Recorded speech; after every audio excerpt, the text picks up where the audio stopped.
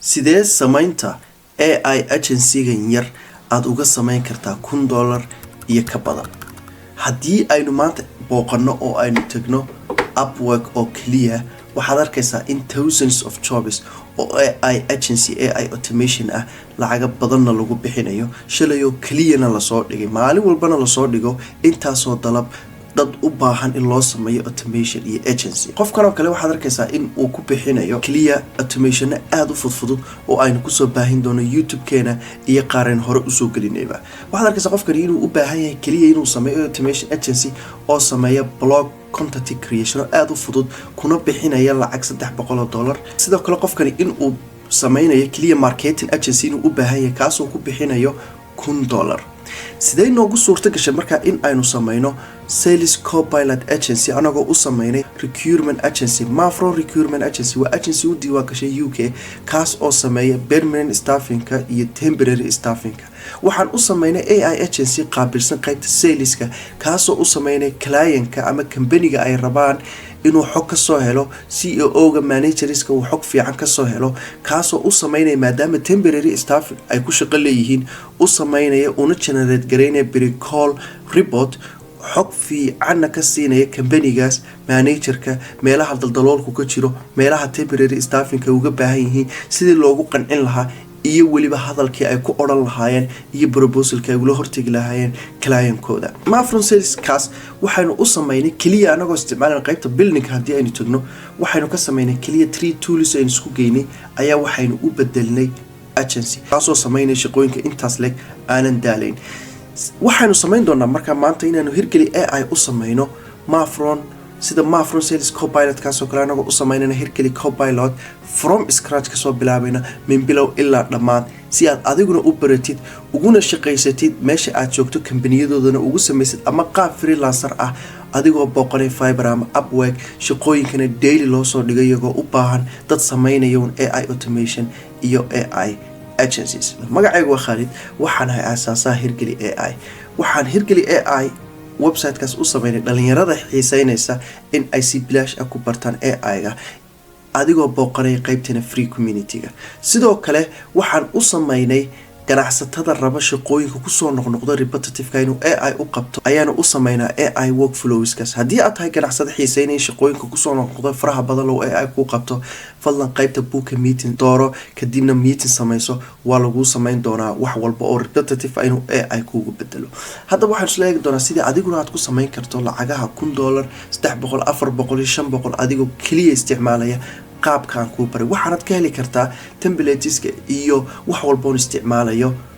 qaybteena free community-ga waxaad arkaysaa in aynu ku diyaarinay hirgeli AI agent building qaabkan aynu u sameyn doonaa purpose-kiisu waxa weeye inuu sales reps prepare noo sameeyo calls by better creating high research inuu noo sameeyo marka purpose-kiisu muxuu yahay inuu naga caawiyo saleska sidoo kale goormaynu waxaan isticmaalaa 10 minutes ka hor inta aynu client-ka la kulmin aynu xogtiisii wixii soo dhan within 2 to 3 minutes noo sameyn doonaa marka kaliya wuxuu u baahan yahay in company-ga ama website-ka aad rabtay inaad xog ka hesho inaad URL-kiisa ku qorto qofkaas marka LinkedIn-kiisa iyo waxyaabihiisa inaad ku qorto kaliya halkan ayaad ku qoraysaa haddaynu Mafron kan u sameynayno booqano halkan ayaad ku qoraysaa company-ga iyo research-ka kadib isaga hawshiisa qabanay within 1 minute wax ka yar okay saddexda tool aynu isticmaalayno waa kan saddexdan tool aynu isticmaalayno promptigiisa halkan ayna ku sii diyaarsan already toolka koowaad promptigiisa halkan uu noogu diyaarsay toolka labaad toolka saddexaad qaabkan ayuuna u soo bixi doonaa hirgeli AI research company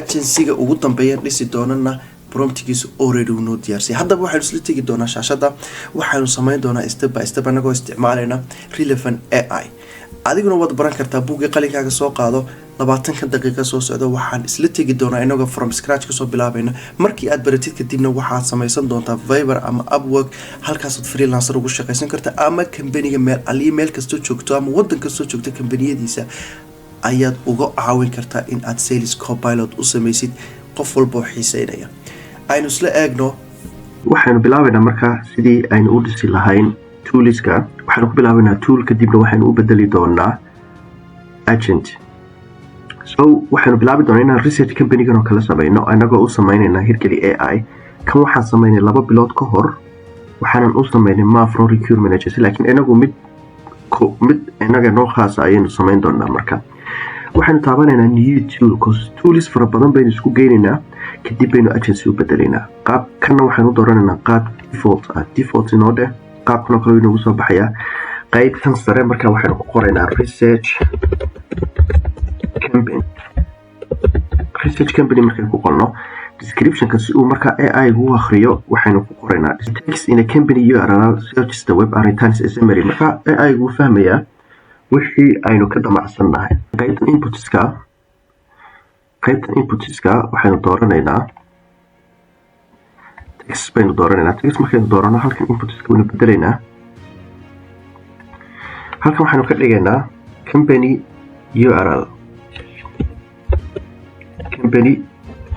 baynu ka dhigaynaa. waxaan rabnaa inaanu companyga aynu raadinayno URL kiisa halkan aynu ku qorno. okay, descriptive yar si agency gu fahmo waxaanu leenahay this is a URL company to be research. halkan waxaa lagu qorayaa to be research must be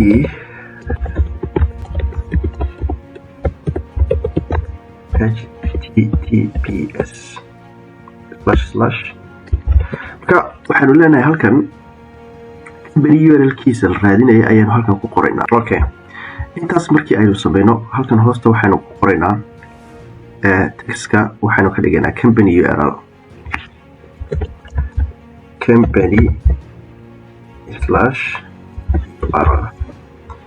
intaa markaynu ka dhigno waxaanu samaynaa marka step kalenu ku daraynaa.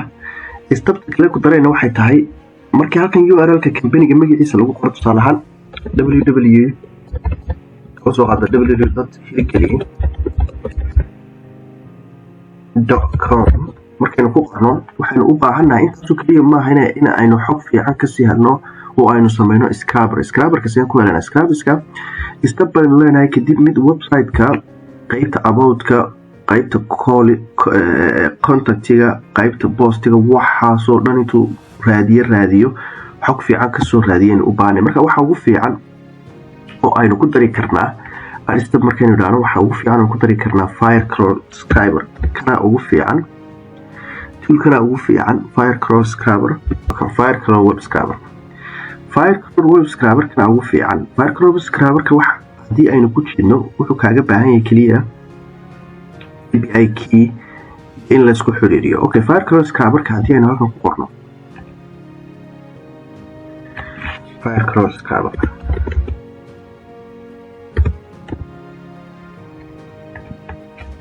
qaabkan uu soo baxaya. marka qaabkan markuu soo baxo wuxuu ku siinayaa xog fiican buu ku siinayaa. tusaale ahaan halkan oo kale waxaad ku qortay hirgeli.com kadib wuxuu kuu soo qaadayaa start scrubbing. markaad tiraahdo wuxuu samaynayaa in uu xog fiican kasoo raadiyo. kan qaybta homeka, blogga, contactiga, waxaasoo dhan buu xog ka raadinayaa. xog fiican oo fara badan oo sidan ah ayuu ka keenayaa. marka kanaynu u baahannahay in aynu ku xiriirino weliba qaybteeda crawlkaynu isticmaalana, sababtoo ah crawlku wuxuu ku siinayaa xog fiican buu ku siinaya. page walba uu ka daba tegayaa. marka okay, seed marka ugu xiriirinaynaa waxaynu ku xiriirinaynaa in aynu sign up nidhaano. haddii aanad akoon lahayn sign up dheh, kadibna waxaad samaynaysaa oo aad tegaysaa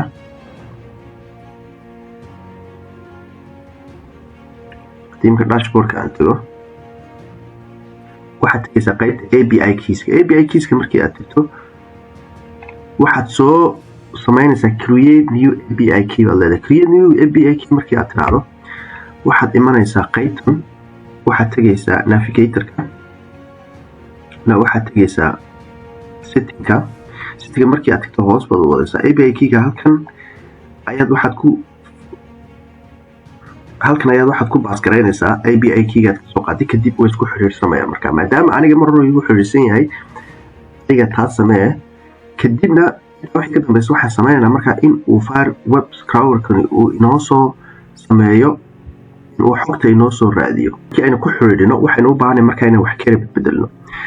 maadaama halkan aynu company URL-ka ku diyaarino, waxaynu rabnaa in qaybta URL-ka aynu keeno company-ga.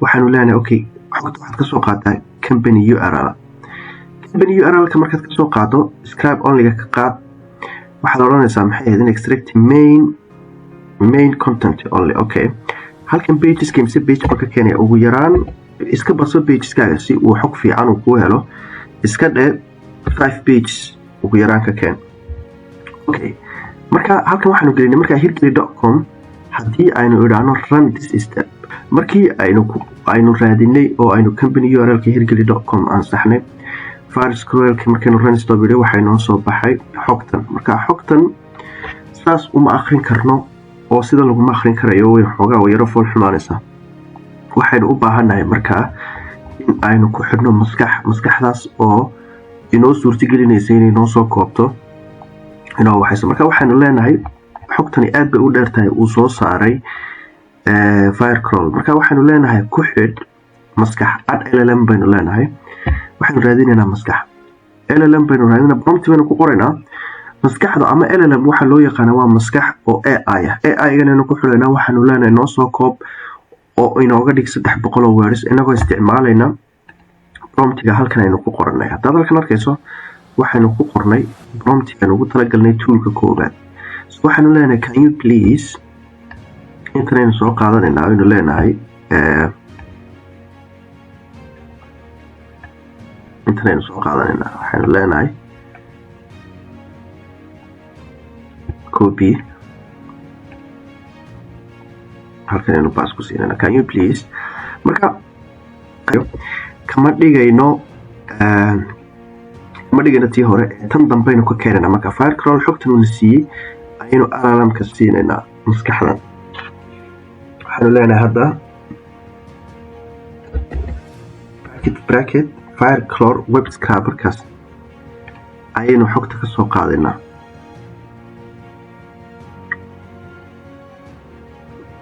data FireScroll data aynu xogta ka soo qaadayna kadibna LLM markaynu ku xidhno wuxuuna siinayaa markaa 300 words oo faahfaahsan oo company-gan aynu linkigiisa meesha ku qornay la siinaya markaa step hadaynu idhaano qaab kale oo ka dhigaya markaa uu leeyahay overview-ga hirgeli waxa weeyaan waa company AI tran oo maxay ahaydeen AI artificial intelligence waxyaabo ku shaqeeya productiga ay qabtaan waxay sameeyeen AI automation AI education AI counseling teamkoodu waa noocaas recent blogskooda ay soo dhigay waa noocaas valueskooda conclusion marka focal with hirgeli understand community of AI innovation waxyaabahaas marka wuxuu ka caawinayaa toolkani ilka waxaanu sameynay research company laakiin waxaanu research agency-gan u dhisno saddex tool baan isku darnay hadda waxaanu sameynay hal tool oo kaliya iminka haddaynu save tool baynu leenahay toolkan waynu save garaysanaynaa research company-ga markaynu save garaysano uu inoo dhammaystiran yahay oo hadda wax ka maqan ma jiro qaabkan ayuu qofku ugu isticmaali karaa haddii iminka share aynu idhaano public aynu ka dhigno qof walba waan u diri karnaa company-gaad u diraysaad u diri kartaa shareable linkiga intaas copy intaad tiraahdo kadibna waxa uu soo baxaya qaabkan oo kale shaashadan oo kale uu soo baxayso oo ah company-ga aad rabto ku dhex qor kadibna run tool company-ga aad rabto company-ga aad rabto ku dhex qor kadibna run tool wuxuu kuu soo saaraya marka company-gaas macluumaadkiisa within seconds hadda laakiin sida ma rabna inaan ku share garayno waxaanu rabnaa isagoo agency oo culus inaan sameeyno qaabka waxaa loo dhisayaa qaybta koobaad ee research company qaybta labaad ee aynu dhisi doono waxa weeyaan isla eegi doono dhisi doono waxaanu qaybta labaad isla dhisi doonaa research company researchkii waynu dhamaynay isaga markaas waxay noo haray prospect researcher kaas oo qofka profilkiisa markaynu company-ga aynu macluumaad ka helno oo website-keeda ku qorno oo company-ga macluumaad buuxa uu siiyo waxaan u baahanahay tool kale oo ka soo qaadaya linkiga inta badan LinkedIn URL waa meesha ugu macquulsan uu qofku xogtiisa saxda ah u dhigi karo waxbarashadiisa heerarkiisa kala duwanaa uu qofka CEO-gu soo maray ama manager-kaasi marka waxaan sameynaynaa prospective researcher oo LinkedIn URL-ka inta lagu dhex qoro raadinaya xogta qofkan postiyadii uu dhigay xogtiisa wax walba raadinaya ayaynu dhisaynaa marka kadib qofkii markaad haysato company-ga macluumaadkeedii iyo sidoo kale markaad haysato qofkan shakhsiyadiisa backgroundkiisa aad isku dhigayso waxaad fikir buuxa ka qaadan kartaa company-gaas iyo weliba qofka maamulo iskale kadibna waxaanu samayn doonaa toolka saddexda pre-call report generator inuu noo diyaariyo hadalkii ama proposalkii aynu qofkaas ula tegi lahayn iyo meelihii daldalooleen ka geli lahayn saddexdan oon isku geynina waxaanu dhisi doonaa agency. Okay, qaybta labaad dhisna marka sameynayna research prospect oo hirgeli AI. kadib isla tabtii baynu qaadaynaa waxaanu leeyahay new tool markaynu dhahno waxaanu sameynaynaa default hirgelina. qaybta waxaanu ku qoraynaa research prospect short description-kana si uu u fahmo AI uu akhriyo waxaynu ku qoraynaa text in a LinkedIn URL describes their profile and then generates an AI summary of the prospect. Input-ka baynu dooranaynaa halkan waxaynu ku qoraynaa LinkedIn URL baynu ku qoraynaa. Description-kana the LinkedIn URL of the prospect of script. Text-ka waxaynu ku qoraynaa LinkedIn URL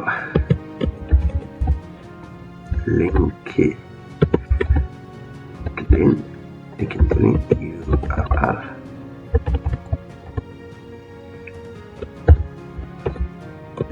URL baynu ka dhigaynaa marka. intaa markaynu saafgarayno waxaynu ku daraynaa oo aynu qaadanaynaa step kale. kadibna waxaynu ku daraynaa LinkedIn profile-ka ama postiska mid profile-ka akhriinka LinkedIn add step baynu leenahay. add step markaynu idhaahno halkan waxaynu ku qoraynaa LinkedIn. kadibna waxaynu eegaynaa get Rabbit API kanaynu ku jiidanaa markaa get LinkedIn profile company and posts. kaa markaynu idhaahno aynu hoos soo baxno halkan markaynu dhamaano halkan waxaynu ku qoraynaa marka LinkedIn URL-ka ayaynu leenahay aynu ku siinay ka baad hoosta halkan select option-kana waxaynu tegaynaa get users profile-kiisa inoo soo qaad. Okay, profile-kiisa inoo soo qaad markaynu idhaahno qaybtana intaasaynu ku kadib waxaynu intaa markaynu sameyno haddana halkan imika profile-ka markuu raadiyo waxaynu ku daraynaa mid kale oo raadinaya markaa postiska LinkedIn URL markaynu idhaahno. Okay, Rabbit LinkedIn profile company and posts baynu haddana dooranaynaa. markaynu doorano sidii sileeg waxaynu leenahay LinkedIn URL ka aynu ku siinay kasoo qaad. kii hore maadaama aynu dooranay profile-kiisa xog ka keen ka waxaynu leenahay postiska uu qofkaasi soo dhigay laftirkeedana xog ka keen. Okay, intaa markaynu sameyno waxaynu sameynaynaa in aynu ku xiriirino LLM ama maskax AI baynu ku xiriirino. LLM inoo soo qaad. AI-ga markaynu ku xiriirino waxaynu siinaynaa isagna promptiga already halkan aynu kusii diyaarsano waxaynu nidhi toolka labaad promptigiisi waa kan. toolka labaad promptigii aynu ugu talagalnay inaynu ku qorno already waynu sii diyaarinay. waxaanad ka heli kartaa qaybteena free community-ga figmadan aan isticmaalayo. marka qaybtan aynu soo koobiyeynaynaa waxaynu imanaynaa halkan kadib waxaynu leenahay past. Can you please waxaynu leenahay fadlan LinkedIn profile information-kan intaad soo qaado ma u bedeli kartaa 300 word summary ah adigoo postiskii profile-kii waxyaabahaas ku daraya. Okay, qaybtan hoose marka LinkedIn data aynu ka dhigaynaa. Here's the information. marka linkigan baynu bedelaynaa kadib bracket ayaynu gelinaynaa LinkedIn data baynu leenahay. marka datada ka soo qaad profile and postiska. Okay,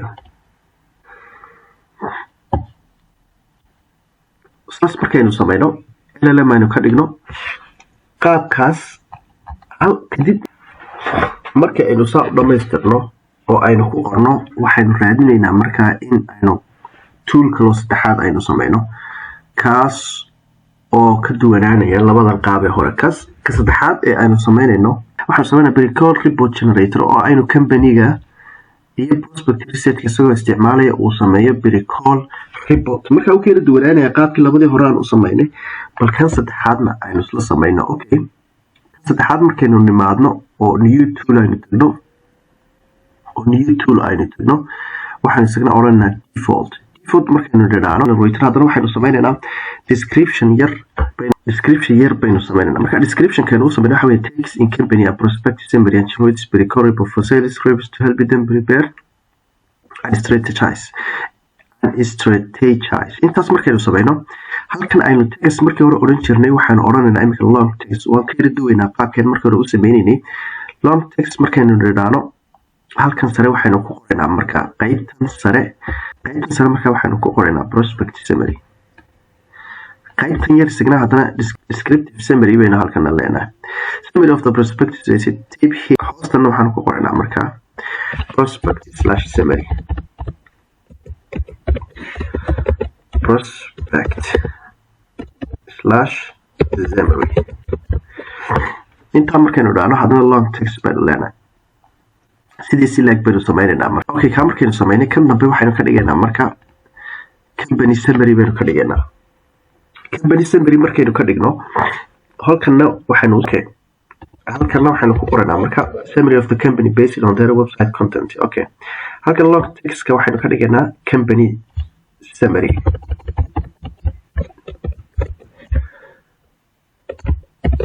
company/summary. intaa markii aynu sameyno waxaanu ku xiriirinaynaa markaa qaybta saddexaad maadaama labadan uu ka keenayo maskax baynu ku xiriirinaynaa ah noo sameysa noo generate garaysa report isagoo xogta ka keenaya labadan markaa shay. Okay, waxaanu leenahay aristep LLM baynu dooranaynaa. LLM markaynu doorano waxaanu ku qoraynaa prompti aan already sii diyaarsanay. waxaanu ku qoraynaa markaa qaybtan toolkan saddexaad waa kan promptigan aynu ku qoraynaa. promptigan aynu koobiyeysanayna kadibna waxaynu la tegaynaa halkan kadibna waynu pass baynu leenahay. waxaynu ku qoraynaa waxaa tahay you are elite sales strategic and business intelligence expert. taskiga uu qaban lahaa baynu u sheegnay. halkan baynu ka bedelaynaa aynu leenahay hirgeli AI. Okay, intaa markaynu dhiraano qaybtan prospect summary input variableska waxaad ka dhigaysaa labadii mid markaa bracket prospect summary haddana waxaanu isticmaalanaa bracket waxaanu leenahay company summary. labadaas ha isticmaala. marka waxaanu leenahay save tool markaynu dhiraano saas ayuu saddexdeeni tool inoogu dhamaystirayeen. wuxuu u baahan yahay keliya in uu xogta ka kaco. dad markaynu dhiraano qaybtan waxaad arkaysaa brocal generate inaynu hadda sameynay precall report generatorka inaynu hadda just sameyno. Okay, hadda maxay noo haray markaa labadaas markaynu sameyno waxay noo haray in aynu isku wada geyno kadibna aynu ka dhigno agency. sidee agencyga loo sameynaya markaa? agencyga waxaynu sameynaynaa promptigan aynu diyaarsanay. agencygan oo kale aynu ka dhigaynaa laakiin promptigan aynu diyaarsanay ayaynu ku qoraynaa marka AI agent prompt. promptigan aynu ku qoraynaa waxaynu toolskeena ku xiriirinaynaa. toolska markaynu ku xiriirino waxaynu sameynaynaa in aynu saddexdan tool ku xiriirino kadibna uu sidaa uu ku shaqeeyo. Okay, saddexdan tool waynu sameynay. maadaama saddexdan tool aynu sameynay waxaynu hadda u baahannahay in aynu sameyno agent. sidee loo sameynaya marka? toolskii markii aad haysato waxaad imanaysaa agent markii aad timaado waxaad ku jeedaysaa new agent. marka maadaama hadda mafron uu sameysan yahay waxaynu ku jeedinaa new agent markaynu ku jeedno default baynu leenahay. default markaynu qaabkan inoogu soo baxaya. halkan sare waxaynu ku qoraynaa hirgeli AI sales co-pilot agency.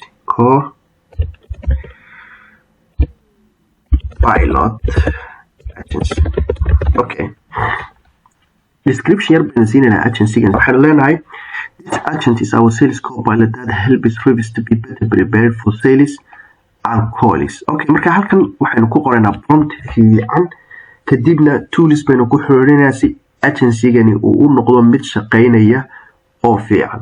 halkan inoogu qoran aynu soo qaadanaynaa kadibna okay. intaas markaynu soo qaadano idhaano mafronkan ka bedel waxaanu leenahay hirgeli AI.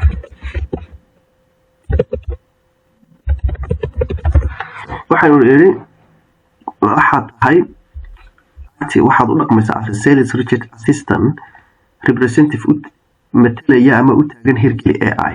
taskiska uu qabanayayna u sheegnay specificskii iyo waxyaabihii uu qabanayayna u sheegnay toolska. marka toolskan waxaynu rabnaa inaan ku xiriirino toolsyadeeni baynu rabnaa inaan ku xiriirino. marka si aynu taa u sameyno waxaynu tegaynaa horta qaybta toolska agencygan markaynu tagno waxaynu leenahay artool markaynu idhaahno waxaynu ku daraynaa markaa toolski aynu diyaarsanay halkan waxaynu ka eegaynaa your tools meel ay ku qoran tahay kadibna kuwan ayaynu ku qoraynaa baynu leenahay research company-ga baynu leenahay research prospective-ka baynu leenahay three tools baynu leenahay marka three toolskan already waanu ku darnay hirgeli AI so waxaynu u baahnay qaybta promptiga intaynu tagno in aynu halkan saas idhaahno kadibna qaybta toolska inaynu tagno kadib aynu ku darno say kala horeeyaan bal sameyna marka waxaan leenahay marka koowaad research company-ga isticmaal research company-ga markaad isticmaasho haddana research prospective-ka isticmaal research prospective markaad isticmaasho qaybta saddexaad baynu imanaynaa waxaynu leenahay waxaad isticmaashaa report generator-ka isticmaal pre-call report generator halkana waxaad isticmaalaysaa research prospective qaabkaas markaynu u sameyno safe agent ayaynu leenahay safe agent markaynu idhaahno waxaynu leenahay run markaynu idhaahno okay hadda hirgeli AI sales copilot uu noo diyaarsan yahay share baynu leenahay company-ga publicly available baynu ka dhignaa publicly available markaynu ka dhigno linkigan shareable linkiga ayaynu u diraynaa client-kii aynu u sameynay kadibna iyagana dadka la shaqeeyay waxyaabahaas u dirayaan markay u diraan waxa u soo baxaya shaashadan oo kale usoo baxaysa markaa shaashadan oo kale markay usoo baxdo kadib ka hor tira client-ka imaanin ay waxay weydiinayaan waxaynu leenahay imika tusaale ahaan hal tusaaleynu soo qaadanayna waxaynu leenahay aynu tijaabin doonaa markaa in waxaan uu shaqeynaya in kale waxaynu leenahay I have a call with Khalid this is his company-gan ayaynu soo qaadanaynaa marka website-keena ayaynu ka soo qaadanaynaa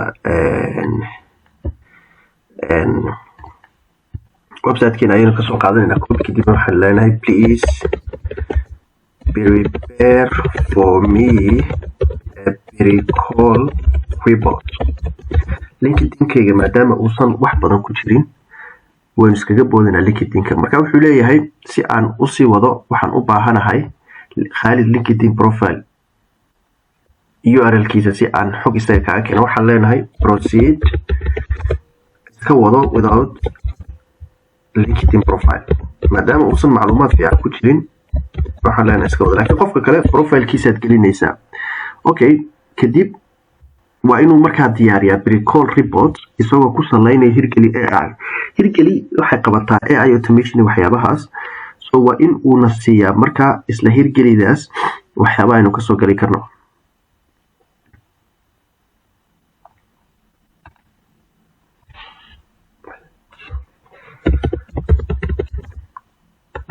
with skip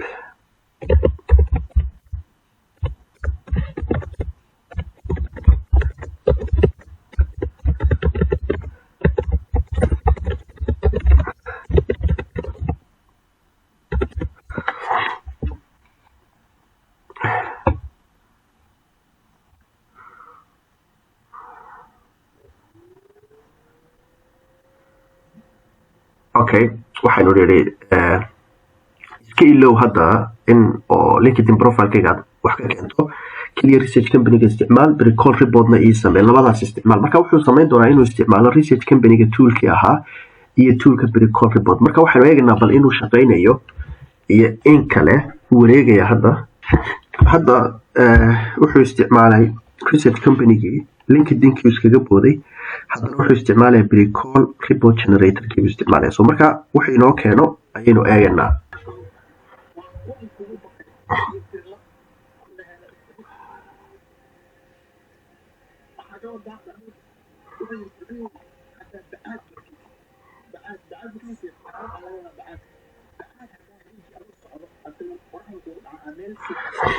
okay hadda inoo dhamaystireen markaa wuxuu inoo soo saaray hirgeli waxa ay tahay wuxuu sheegay in artificial intelligence company ah uu yahay waxay sameeyaan buri AI automation education training consultant iyo waxyaabahaas wuxuu ka caawiyaan businesska in ay kor u qaadaan iyagoo costiga iska yareynaya AI isticmaalaya waxyaabahaas uu sheegay marka key business challenge and opportunities kaad ka gali kartaa xawilo purchase service iyo AI powered solution customer procurement workforce management strategic talking points waxyaabahan aad kala hadlaysaa buu leeyahay ask about their current approach to address labor shortages ka haysta discuss how AI automation can send the waxyaabahaas kala hadal buu leeyahay sidoo kale wuxuu kuu sheegayaa potential objections and counter responseska recommendation wuxuu talo kuu siinayaa haddana qaabkii aad u approach garayn lahayd iyo waxyaabahaas. laakiin note hoosta wuxuu yihi haddii aad ii keento informationka Khalid unavailable bua maadaama LinkedIn-ka profilkiisa aanad ii keenin.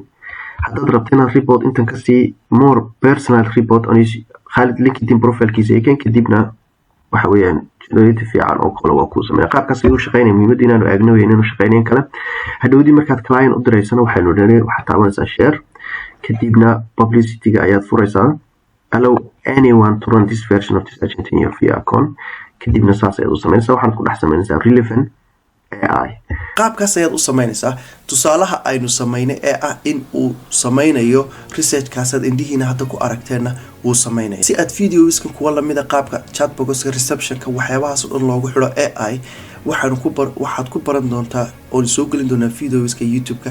waxaanu sidoo kale soo gelin doonaa kambaniyo kale aynu u sameynay iyo qaabka uga caawiya AI. fadlan la soco YouTube-keena oo subscribe dhahdeed, Facebook page-keena ku xidhan tahayna follow dheh.